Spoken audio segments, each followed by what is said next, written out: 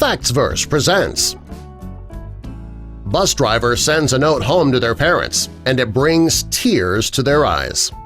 When kids come home with letters in their backpacks from school, the parents tend to worry. They wonder, what did their child do in order to deserve a note being sent home? Well, when parents George and Lenore received a letter about their children, they didn't know what to think. The letter wasn't from their teacher, it was from Cindy, their bus driver. Cindy had been driving children to and from school for many years, and this gave her a good idea of which children were naughty and which children were nice.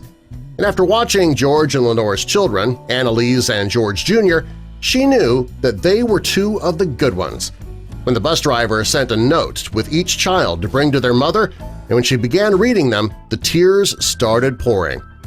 According to Cindy, there's a special needs student named Jackson on her bus.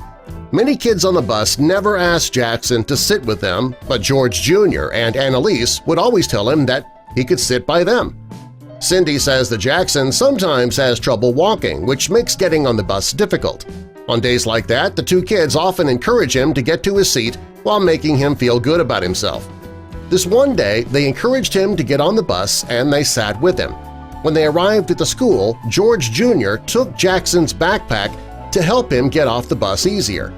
Cindy was so moved by the kindness of Annalise and George Jr., she wanted their parents to know what great kids they had been raising.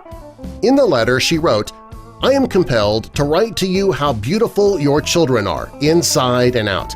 This can only come from home, your patience and guidance, the examples that you set and teach." In the letter she explained how helpful the two children are to Jackson each day. She let them know about Annalise encouraging him to walk to his seat, how George Jr. carried his backpack. She finished the letter by saying, "I know you know how wonderful your children are, but I wanted you to know that it shows." And then she signed the letter Cindy Clausen, bus number 50. Well, when George Sr. and Lenore saw the letter, it brought tears to their eyes. They were so proud of their children. George Sr. says his children are well-behaved at home, however, when kids are out on their own, away from their parents, you never really know how they're acting and how they're treating people.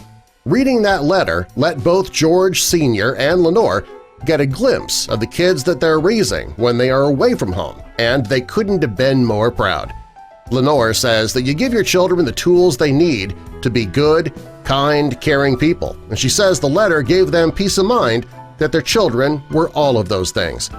George Sr. says he's grateful that Cindy actually took the time to notice their children's behavior and took the time to write a letter. He says that there's nothing better than having your parenting skills recognized and validated by someone else. Lenore says that she and her husband sat their children down after reading the letter and let them know how proud they were of them. You know, in today's world, there are so many children which are cruel to one another. It's kind of nice to know that there are children out there who are kind and willing to stick up for a child who needs help. Kids aren't always safe nowadays. Many kids are bullied on a daily basis, and that will emotionally scar a kid for a lifetime. Annalise and George Jr., they're the exception. They've made it their job to make sure that Jackson is happy and taken care of while riding the bus. Two amazing children.